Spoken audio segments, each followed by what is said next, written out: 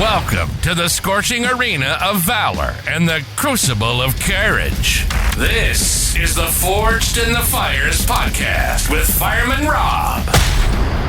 Here, in the inferno of life's greatest challenges, heroes are shaped and legends are born. Every episode is a torchlight of wisdom, casting a glow on the paths walked by those who've braved the flames and emerged stronger. In this furnace of fortitude, we'll explore tales of resilience, bravery, and the unyielding human spirit. Each guest brings their own spark of insight, lighting up the darkness and guiding us through the smoke of adversity. With Fireman Rob at the helm, prepared to delve into conversations that smolder with significance and stories that kindle the soul. It's not just a podcast, it's a beacon for all who seek to rise from the ashes and glow with purpose. So stoke the fires of your curiosity and ready your heart for tales of triumph and transformation. The flames are roaring. The stage is ablaze. Welcome to the Forged in the Fires podcast. Let the journey begin. All right, welcome back to Forged in the Fires podcast. I'm your host, Fireman Rob. Today's guest, oh yes, he is an Ironman World Championship finisher. He is an epitome of getting back and living life unlimited. My guest today, Chris Schmidt. Thank you so much for joining me. Rob, thank you so much for having me on. So it's an honor and privilege. Oh man, this is a cool story. Smith Nephew kind of led me to you because you have, well, we'll get into this, a full new hip, and you actually did the Ironman World Championships. I want to go back to, how all of your sporting adventures started, because obviously that dictated where you had the things that you had to get to. So tell me more about who was Chris when he was younger and getting into college? What was the sports that you were doing then? Yeah, no, I mean, it's I'll try to give the Cliff Notes version of it. I was like any kid. I grew up in New York City, so I grew up in Staten Island, New York. We grew up pretty poor, so my parents didn't really have a lot of access to allowing me to play a lot of traditional sports just because we were pretty impoverished. And but my dad and mom were committed to so we joined the local YMCA, and YMCA at that time was pretty affordable, and so I got to experiment with a lot of sports. So I actually had a very nice introduction to anything. If I was basketball, tennis, you name it, I got to do a lot of different things. I fell in love with basketball, played basketball through middle school, high school, and into college. Went to junior college, played basketball, played volleyball as well too for my high school team. So I was in New York City. It's very big. Because you're a tall guy. Yeah, 6'5", so it worked out. The volleyball coach was happy, and the basketball coach was happy. That worked out. Exactly. My dad, though, I was a classic shoestring. Had my house key because both my parents worked two jobs to try to make ends meet. So I was the oldest. So I was, elementary school, walked to school, walked to my middle school, kind of let myself in. But my dad was worried because he lived in a pretty tough neighborhood, and he thought my dad's a United States Marine. So he said, you got to learn how to defend yourself. So I joined karate, and this wasn't like a McDojo. My karate teacher was legitimately, and I mean this with full respect, he was like Mr. Miyagi, spoke broken English. Oh, that's awesome. His name was Taimon Kashimoto, and you were not allowed to speak English in school once you stepped foot into school. Wow. It was very traditional. We washed the floors. We cleaned when we were done. We had it was all super traditional. I fell in love with it and was a 5-day-a-week kid, sometimes 7 days a week. And when I got a little older, and he let me start teaching kids classes, all the way from the time I was 5 years old till I was 18 and left for college, I competed in karate 5 to 7 days a week. So again, just a little bit of everything. Yeah. And then after college, I made the terrible mistake that a lot of college athletes make. I had sort of lost my identity as an athlete, and I admit this. I'm very open about this. I share this with the students I work with now at college, that I ate a lot of pizza and drank way too much alcohol, and I actually ballooned up to 365 pounds. Wow. And I was saved by our students here. I work for Lindsey Wilson College, small college in Columbia, Kentucky. And I was assistant basketball coach here at the college, so I was still around my passion. But the college had just started. I know this is going to sound funny. It's just started a cycling program. Well, the coach that they hired jumps away. Like he just is like, he kind of, I don't want to say he flaked out, but he sort of flaked out. He sort of left the kids and just walked away. And the athletic director, I remember at the time, comes to me and says, Chris, I know you don't know anything about cycling, but like we need somebody to manage a team. And when you're an assistant coach at a small college, you wear a lot of hats. You do everything. Yeah. And any coach that's out there that listens to this podcast will know that I'm telling the truth about that kind of stuff. So exactly. I had just gotten married. I'm starting a family.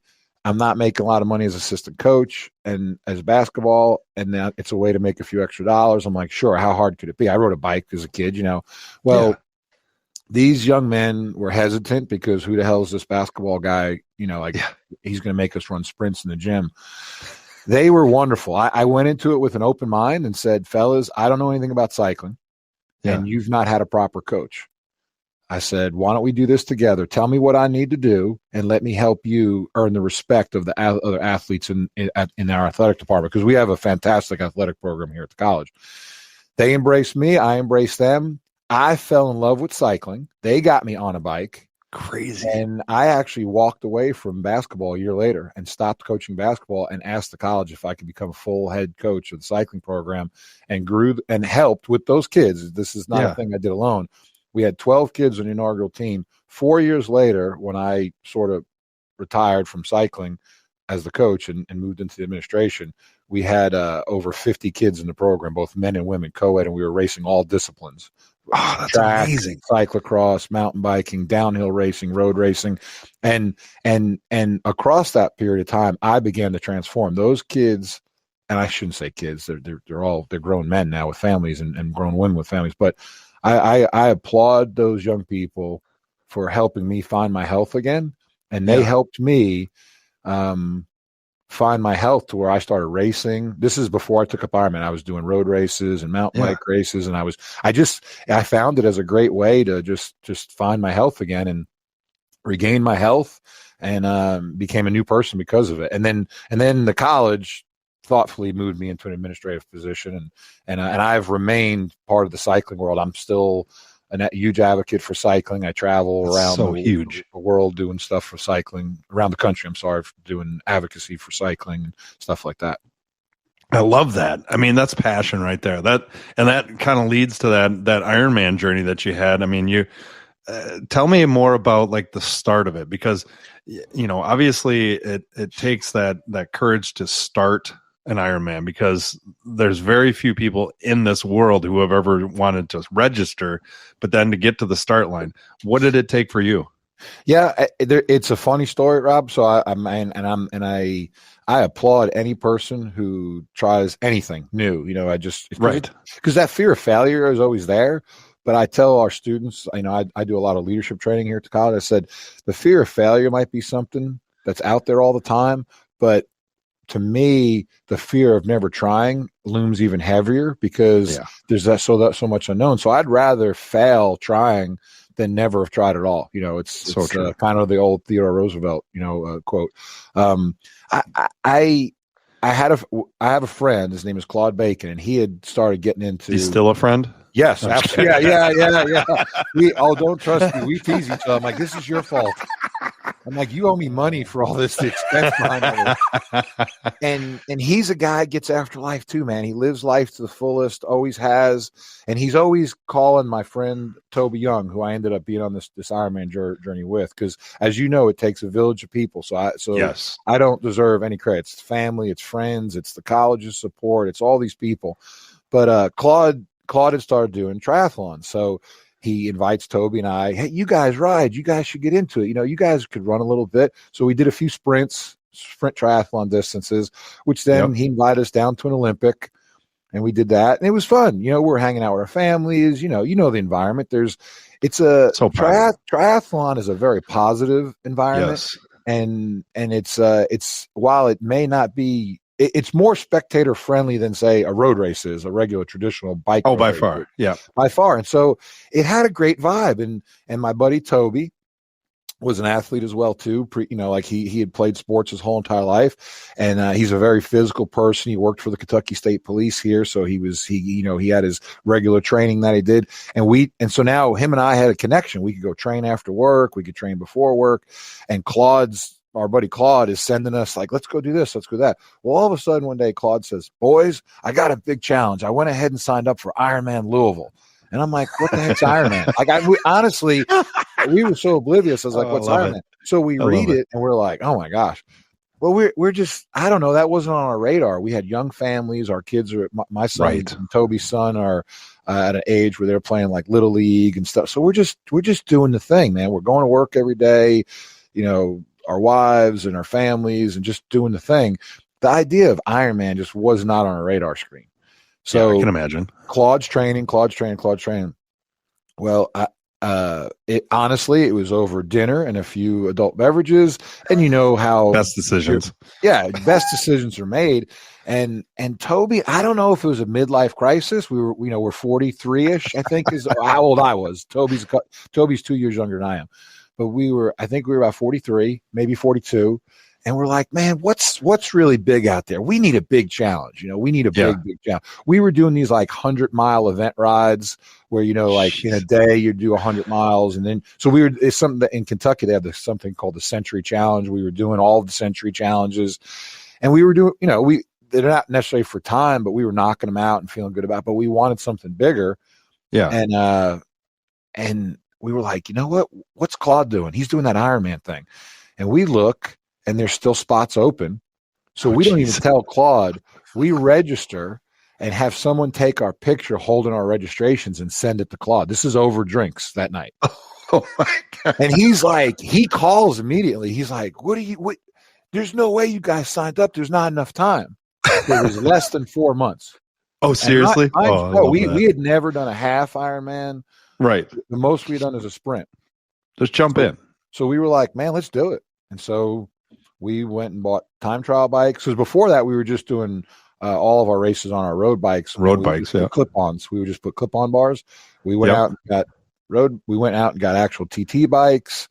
I mean, we took it serious. Like my dad had been a marathon runner his whole life. We went and visited my dad said, hey, can you my dad had grown up doing like New York City Marathon. Like I grew up around that culture. So I said, Dad, can you lay us out a protocol? And it's funny, my dad wrote out such a great protocol for us. I don't want to say it's for everybody, but for us, that we followed it all these 12 years through all of our races.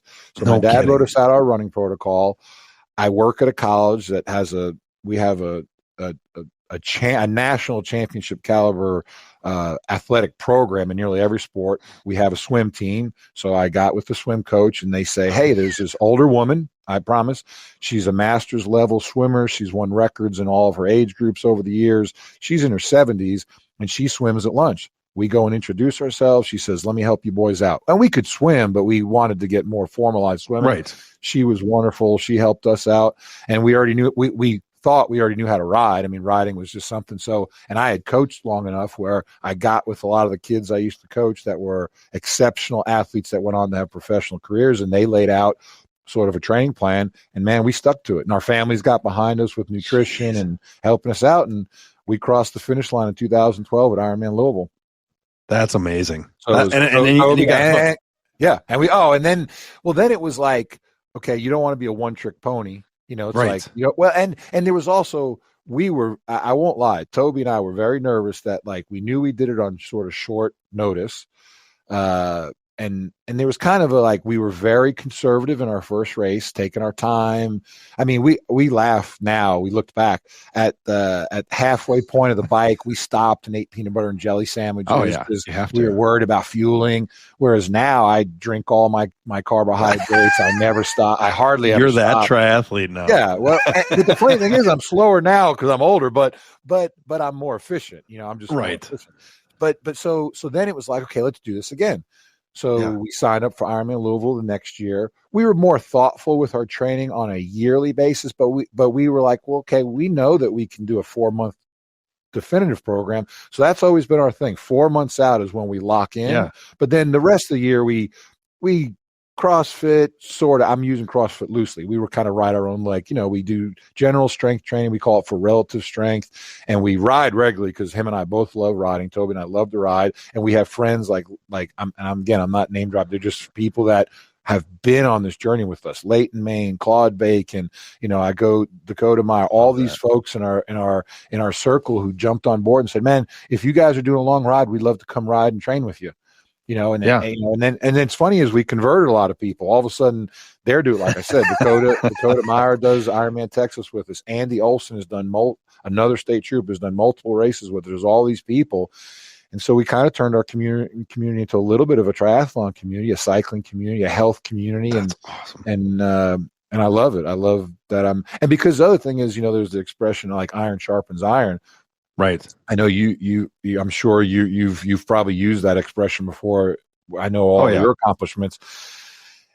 When you're having a bad day and Claude calls you and says, hey man, I got after it this morning. What are you doing today? You're like, all of a sudden you feel compelled to have to do it. When you're having a bad day and Toby says, man, we got to do a 60-mile ride today when we get off of work.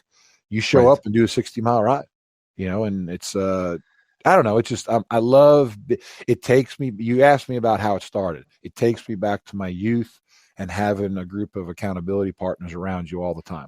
And you speak things into existence. Like I don't hide my training. I tell my boss, I tell the people that I work with at the college, and I talk to my family. We, like when I write out my training schedule, it goes on the refrigerator door. It hangs in my office. And then it's funny is people ask you, did you swim today at lunch? Did you? Funny. Did you get up this morning? And get calling you out? And I like that. I like that because I'm like everybody else in the world. There's days I don't want to do it.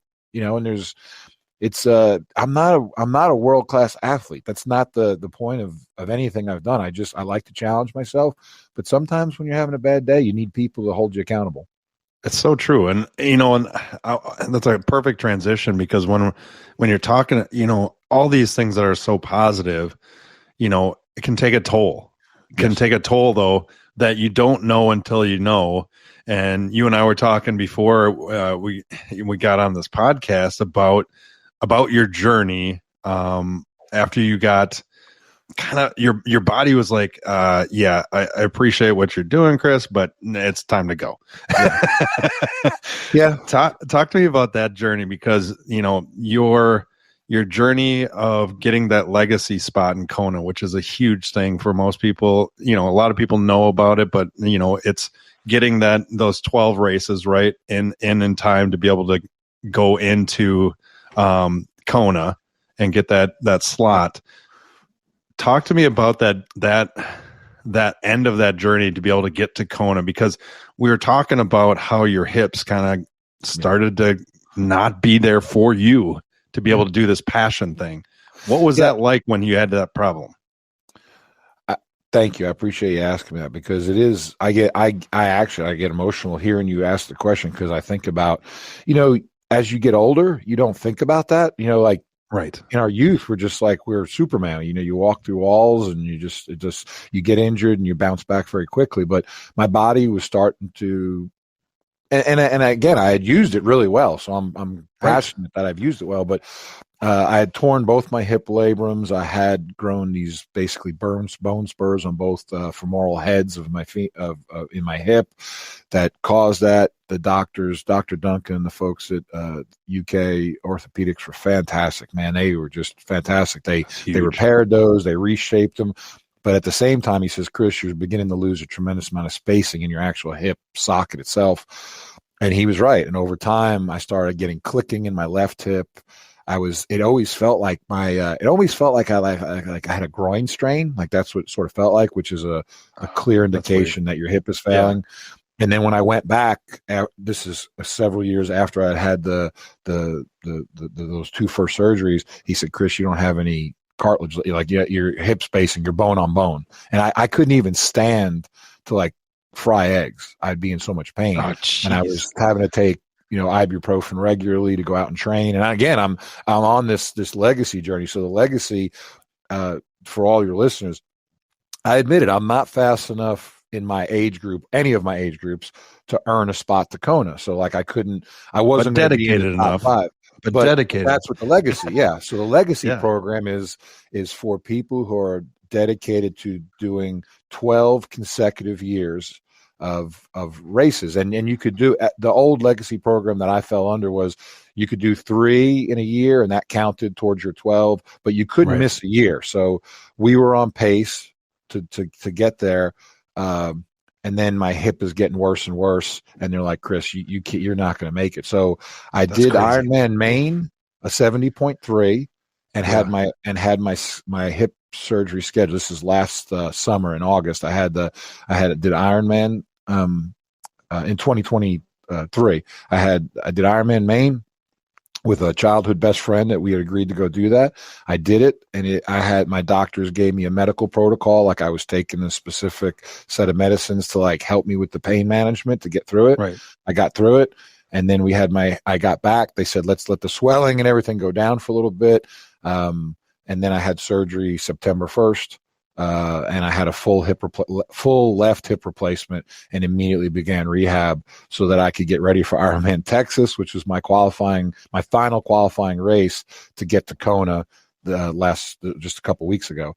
And in all that, if I can say, I was only supposed to do 12 races to get me to Kona, but I did 15 because we forget that the pandemic hit.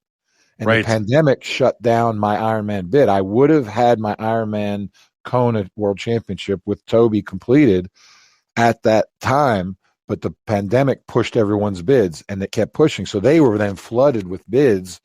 And so they said, maybe 2023, 2024, we're not sure. You're not going to lose. We're not going to take away your bid, but in order for you to keep your bid, you need to keep racing Ironman each calendar year.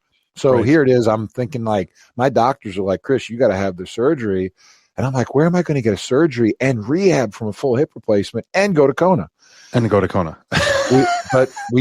My family, my doctors, and just an overwhelming amount of support from everyone, the people I work with, I can go on and on. We made it happen. And it was the most incredible experience. Like I've never been as emotional crossing the finish line in all the Ironman, all 15 Ironmen. Sometimes you're exhausted. Rob, I can share pictures with you on the side, and some of them are on my social media.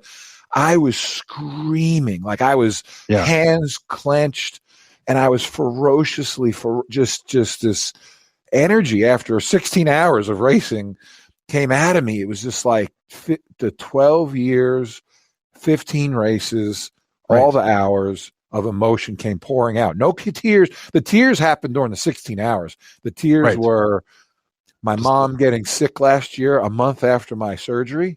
My mom got sick and her health completely failed. And my wife and I and my son became a caretaker. And then my mom died in February. So I go to Texas with my mom on your shoulder, on my heart, on my shoulders. And I'm still trying to rehab, and it's like, wow. And I have a lot of responsibility to college, and you have a family, and it's life. It's just life. And so the 16 hours at Kona were filled with emotions. I didn't know that you could cry while you're swimming, but I think I did. It's amazing. It's saltier. Yeah, it is.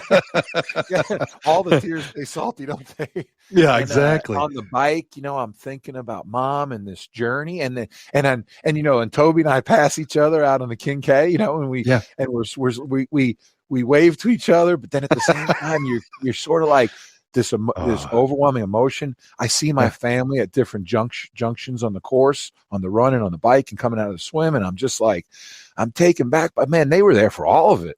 That's so awesome. So what does it mean? And like I was blessed to get this knee, like from Smith and Nephew as well. And the care that's put into making something, it's just a component at the end of the day, but it isn't. It's more. Yeah. It's something that provides you that ability to have passion, to live, in your case, very life unlimited, because a year after to go to Kona, and I don't think people can't grasp the concept of how much pain goes into that day to have the joy at the end. Yeah. Talk to me about the trust that you had in not only Dr. Duncan, but the hip that gave you that opportunity to fulfill something, man, I'm getting emotional, but No. for your mom, for you, Yeah. for your family, to show them what's possible if you trust and put a team and move forward. Tell me more about that. I think you said the word right there at the end, trust. I probably, it was my own stubbornness. It wasn't ignorance because I had looked it up. I mean, I'm Right. I'm educated. I had done my research, but the idea of going underneath the knife, I'm 53. I'll be 54 January 4th. So I'm in an age group that witnessed my father's generation have replacements that were, I don't want to call them death sentences, but what I mean by it is like, I saw people of that generation have knee replacements and hip replacements, and they never could return to the level of competitiveness that they wanted to, that they originally had. So yes. So like that loomed in the back of my mind. Like Rob, honestly, I mean, that was that you talk about the scary thing. Oh yeah. But Dr. Duncan was like, here's what was wonderful. He's a cyclist. He's a triathlete. He understood it. And I go back to Josh Pagodi, who was the student athlete at Lindsey that became a doctor of physical therapy. And he's a cyclist. And he says, Chris, I know Dr. Duncan. You want to go to a specialist, a sports specialist that understands athletes.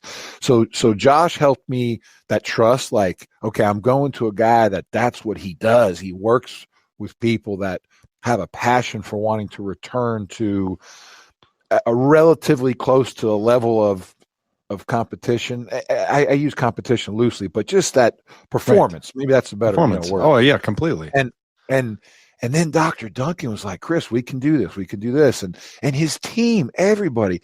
So when I wake up from my anesthesia after surgery, Chris, are you okay? How do you feel? You know the anesthesia deal. Most people listen to it.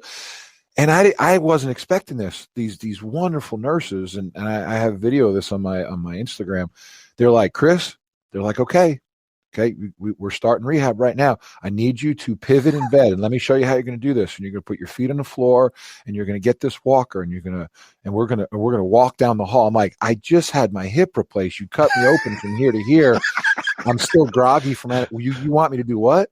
Yeah, exactly. And it was non-negotiable. Like, you're going home today, Chris, and you're going to do this. Okay. Gosh, I love that. And I remember I promise you, Rob, I've watched that video across this last year to remind myself what you're capable of if you trust the people and you trust the process. And then I remember Dr. Duncan, Chris, I work with Smith Nephew, he's like, and they're I don't know, their prosthetics is the correct word. They're prosthetic and blah, blah, blah. And let me tell you the success rate. And I can put you in touch with these other athletes that have had the same thing, and they return back to their full. And I'm like, wow. So if you look at it academically, I thought of it as kind of like a math equation. Yeah. 1 + 1 = 2. Like I took in as much information. I learned as much as I could from Dr. Duncan. I learned as much about Smith and Nephew and the equipment that I was going to, the prosthetic. Then I Google, and I'm watching how the surgery goes. And I got to a place where I had to think about my family, my own personal health, and how you move forward. And then here I am crossing the line. And honestly, it's funny. It's everyone asked me, my family asked me, my friends asked me, any people who don't even know me but know my story have asked me, was your hip okay? I'm going to tell you something. Smith and Nephew, Dr. Duncan, everyone that's out there listening. The only thing that didn't hurt that day was my left hip. I said, oh my God, that's hilarious. I said the same thing when I've done it with my knee. That's like, it's like the only thing is like, hey, I'm okay. That's not the thing I have to worry about. So my fear now, like, because I know one day I'm going to have my right one done.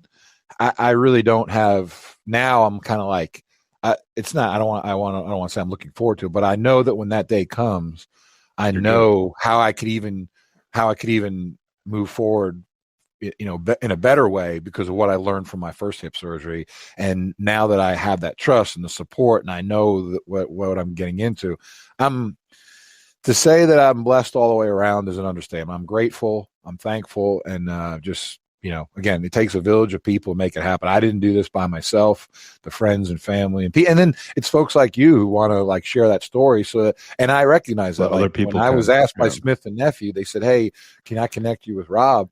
And then I looked at your stuff. I'm like, it makes sense to me. I want to share this story, not because I'm not trying to self-promote, because maybe there's somebody else that hears this that is going through the same thing and they become reassured. This adds to their trust moving forward with making a decision. That's what it's all about.